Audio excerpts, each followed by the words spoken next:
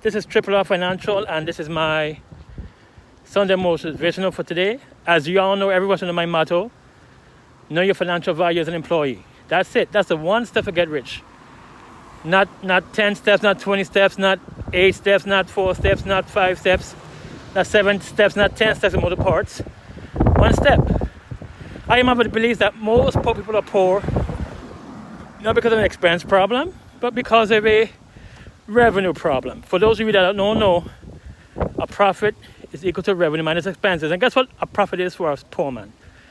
Money that you save. That's the goal of an employee. If you're not saving any money, yeah, I know.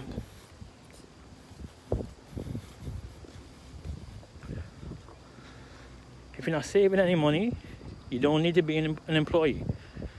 You don't need to be employed. You don't deserve to be employed.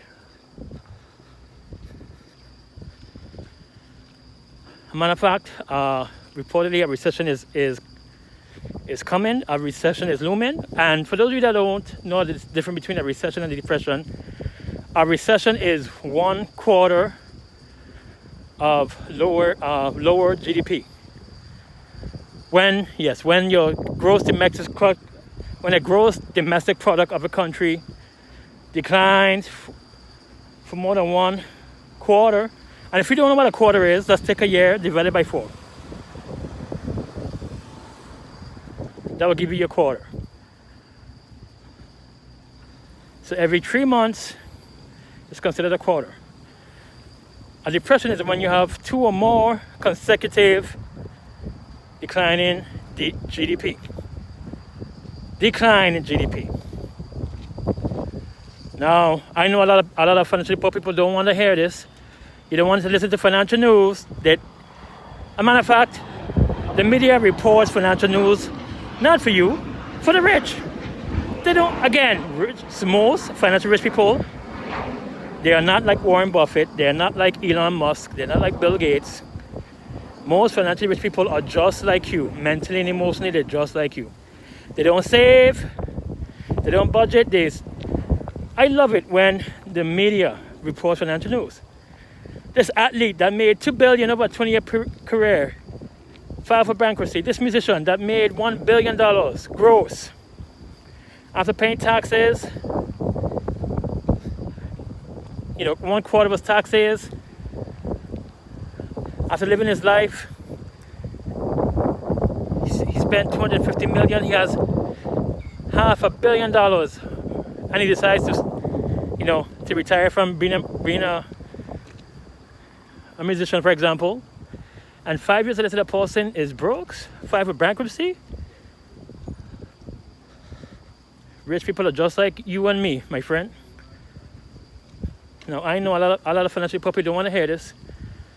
Matter of fact, you don't need, like I said before, I mean this in a good way. You don't need God to be rich. I know a lot of Christians. Yeah. They don't understand it. A lot of Christians, they love God. Their name's in the book. But then they're not honest in prayer. Honest. I mean, honest. As a matter of fact, there are evil people in the world. They'll get down on their knees and say, Lord, make me rich. I'm not going to obey you. I'm not going to follow your word. Make me rich.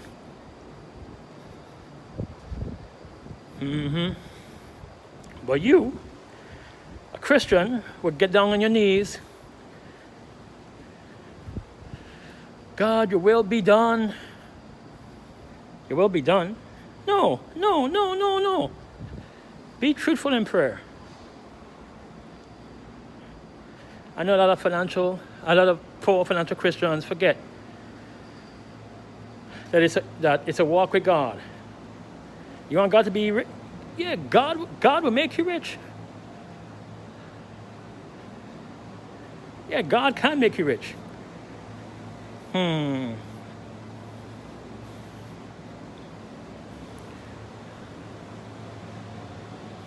But I know a lot of Christians, they don't want to hear this.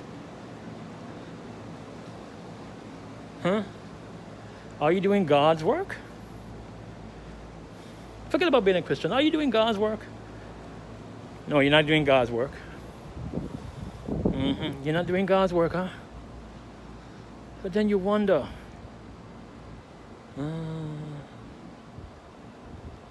Matter of fact, like I said twice in this video, you don't need God to get rich. I mean, in a good Christian religious way.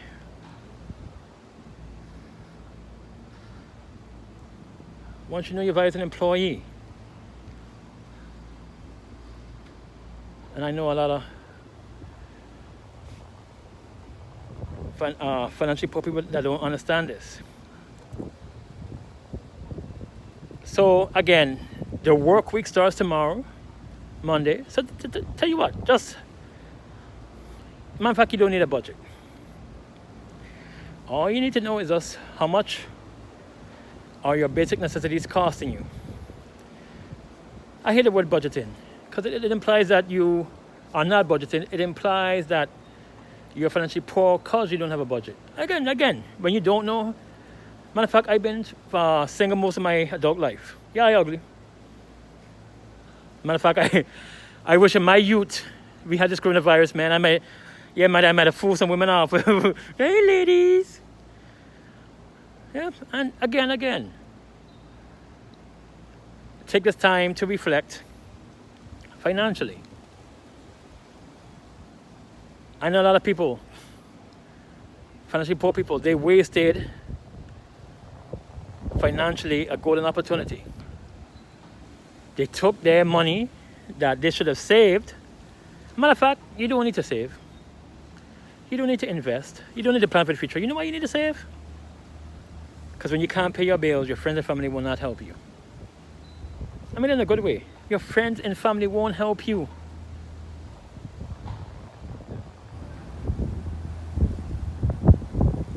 I've had people that won't borrow me 50 cents. Family and friends that won't borrow me $1, won't borrow me a dime.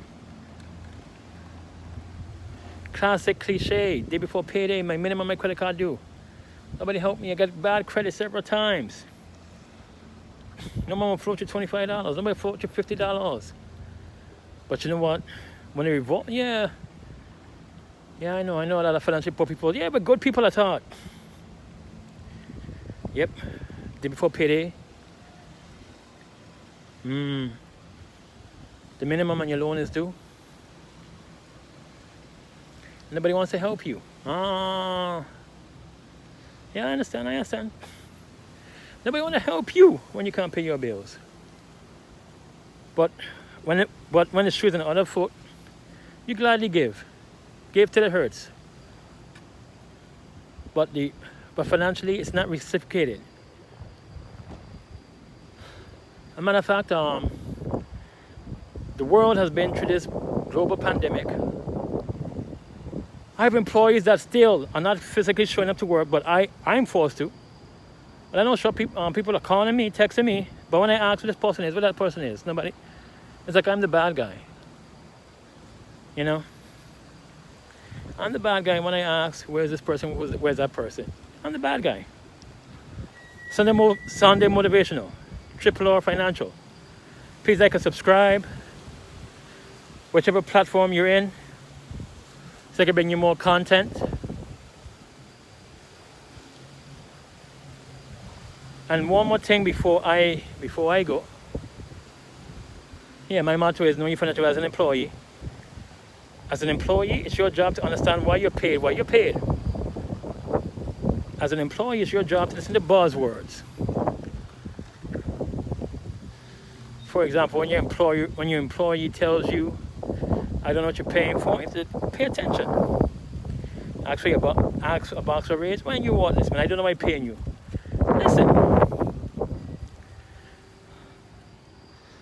Listen and pay attention. Now, I know before pandemics, you know, you're in a meeting and they announce that everybody except you are getting a raise. Every staff meeting, this person getting a raise, the next one, that person getting a raise, and after one fiscal year, everyone gets a raise except you, and you don't pay attention. You don't financially listen. Matter of fact, I'm working on a book called luck. Hope I'm gonna open a Patreon soon so I could get some money from the book. Listening, understanding, comprehension, luck it. Listening, understanding, comprehension, and knowledge. The only way to get rich. Luck. Luck, luck, luck, luck. All you need is luck. Listening, understanding, comprehension, knowledge. Luck. That's all you need. To listen. Just listen, listen, listen. Your employer tries to give you a new duty responsibility without pay, and you have to think to yourself, I forget to keep telling people. The difference between a job and a career. When you have a job, your employer cannot give you new duties and responsibilities without pay. Period. They cannot give you new duties and responsibilities without pay. When you have a career, it has two parts. Part one, your employer can give you new duties and responsibilities without pay. Part two, once you do the work, you can demand and receive raises. Now, many employees that have a career, they forget the second part of a career. I know a lot of people, yeah, you have a career. Career means that you're given new duties and responsibilities. And the second part is once you get those duties and responsibilities, guess what? You, not your employer, you are supposed to demand and receive raises. The most important word in a sentence is and. Demand and receive raises. Here's a perfect example. A couple weeks ago, I asked for a raise. Got told all kind of crap. Then the next day, oh yeah, man, come I have this problem, come solve it for me. Matter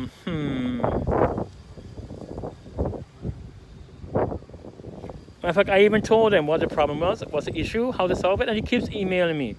This ain't work, this ain't work, this ain't work, this ain't work.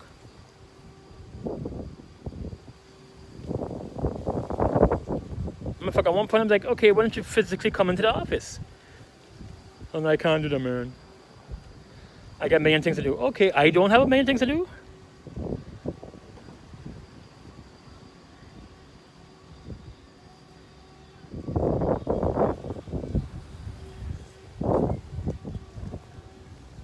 Know your value. Time is money. Time is money. You know what that means from a financial point of view? That means to value your time. Not to, yeah, it doesn't mean to find more hours to work. It means to value the time that you have. I remember a time years ago watching a YouTube financial video, and this guy claims he works. This guy claims he works 80 hours a week as a businessman, as an owner. So the moderator made a little joke. And the guy say, oh, you wouldn't believe what happened yesterday, man. Man, I worked 18 hours. Like, wow. You know what the guy said? His wife woke him up at 6 a.m., telling him your phone has been beeping for half an hour. He checked his text messages. One of the employees says there was a break-in at the business. And he texts the coworker, the employee, what to do. Went back to sleep. Then my wife woke me up again. He got the next text. And he said he checked the text. And the text read, the police are here and they're waiting for you. And he said he texted him, hey, tell them I'll be there at 9. And you know what the guy say he do? He get up, read, meditate, eat a good, large, hearty, healthy breakfast. Hopped into his luxury car.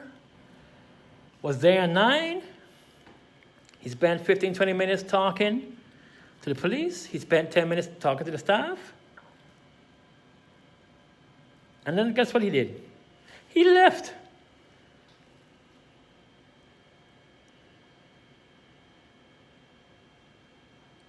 He left to go to the gym. And the guy said he came back around 1 for another staff meeting for half an hour. Then the guy said he went golfing for 5 hours. Then he took a client out to the script club.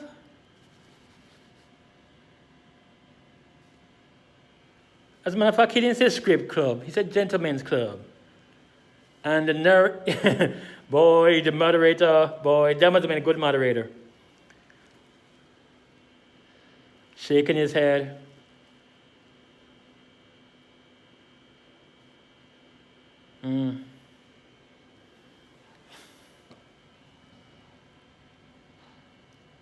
Oh yeah, man, I didn't get home till 2:30 in the morning. Value your time.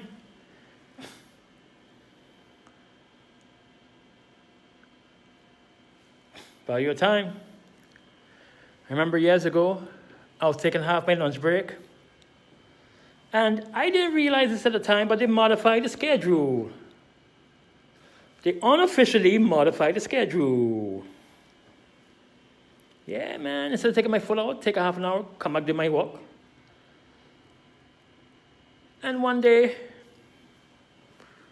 instead of taking 30 minutes and being right back, I took 35 minutes, and boy, one of my superiors, gave me one of those, I'm going to fire you the next time. I'm going to fire you. Next time we take, I'm like, okay, all right. And guess what? The next day, matter of fact, I came back 25 minutes after, had an hour break, came back 25 minutes, I had my hand on the door. So the guy, I'm like, man, hate this place now, man. You see, I wasn't thinking. In fact, I took out my dumb phone, walk over to a bench,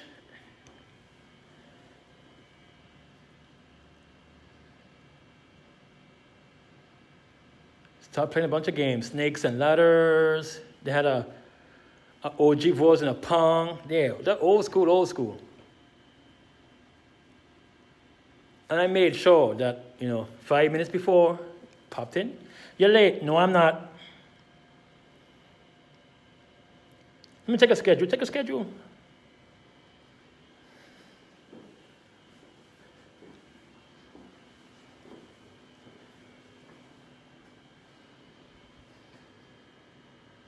And for years, this superior was trying best. I'm like, Matter of fact, I used to come 2 hours early, stay an hour too late. Matter of fact, I continued coming an hour too early, stayed an hour too late, doing work, not hanging around. And the best part, I'm glad. Yeah, in fact, I cut out the half an hour, taking after lunch break. And to get revenge. First, I was one superior, then two, then I was like all the superiors. People that wasn't even my manager. People that wasn't my supervisor. Are you late? No. Check the schedule. I'm an hour early. I'm an hour and a half early. I'm 30 minutes early. Had something to finish up.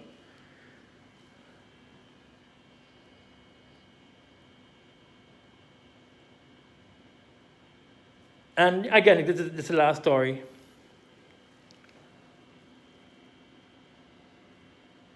I didn't realize that, I upset. I didn't realize that superior that I upset was in cahoots. So everybody watch my schedule. I'll never forget. Years later, I had a next argument with another superior. The superior came and like, the next day, man, I wrote you up. I didn't get anything from you. Oh yeah, man, I wrote you up. I didn't tell you about it, which was the work law. And I went through your file and it showed that you have 3 write-ups over decades of work. Decades with the same organization. Oh man, you had 3 write-ups and I run to the HR. I ran to the HR department and I want to start the termination process.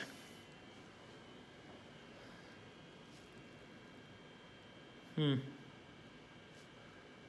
there for almost 20 years. No salary increase, no raise, no nothing. Getting new duties and responsibilities without pay. And you see, I failed. When you have a career and you're given new duties and responsibilities and you learn and you train and you do the new responsibilities, I don't care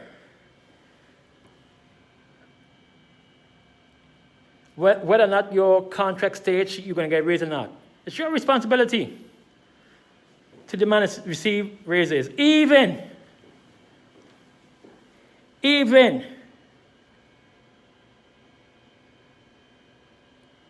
matter of fact, I keep telling people, sometimes it's better to be non-unionized than unionized. If you have a career and you're getting new responsibilities, demand your raise. That's your job as an employee. Now, this is Triple R Financial. Please like and subscribe if you want to hear more content. Once I start to get revenue from these mediums, I'll be able to rent better facilities. Yeah, no more of this, walking around like a bum. This is Triple R Financial. Out.